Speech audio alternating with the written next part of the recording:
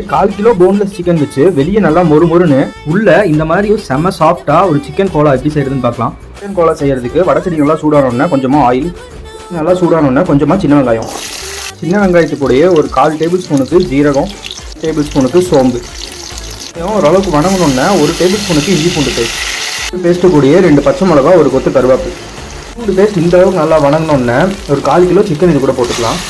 Chicken நல்லா வணங்கிட்டு இருக்க டைமில் ஒரு 1/4 டேபிள் ஸ்பூனுக்கு மஞ்சள்தூள், டேபிள் ஸ்பூனுக்கு மிளகாத்தூள், 1/2 டேபிள் ஸ்பூனுக்கு மல்லித்தூள், வீட்டில் அரைச்ச கரம் மசாலா ஒரு 1/4 ஸ்பூன், கூடயே ஒரு 1/2 டேபிள் ஸ்பூனுக்கு உப்பு.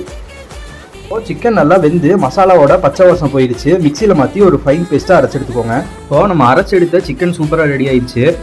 இது கூடயே ஒரு டேபிள் ஸ்பூனுக்கு கடலை மாவு, சிக்கனும் கடலை மாவும் நல்லா மிக்ஸ் ஆனோன்னே ஃப்ரை பண்ணுறதுக்கு தகுந்த மாதிரி இந்த மாதிரி சின்ன சின்ன பாலாக ரெடி பண்ணி எடுத்துக்கோங்க. ஃப்ரை பண்ணுறதுக்கு ஆயில் நல்லா சூடானோன்னே நம்ம ரெடி பண்ணி வச்சுருக்க சிக்கனை ஒவ்வொன்றா இதுக்குள்ளே போட்டுக்கலாம். இப்போது சிக்கன் கோலா இந்தளவுக்கு நல்லா ஃப்ரை ஆனோன்னே ஆயிலேருந்து எடுத்துக்கலாம்.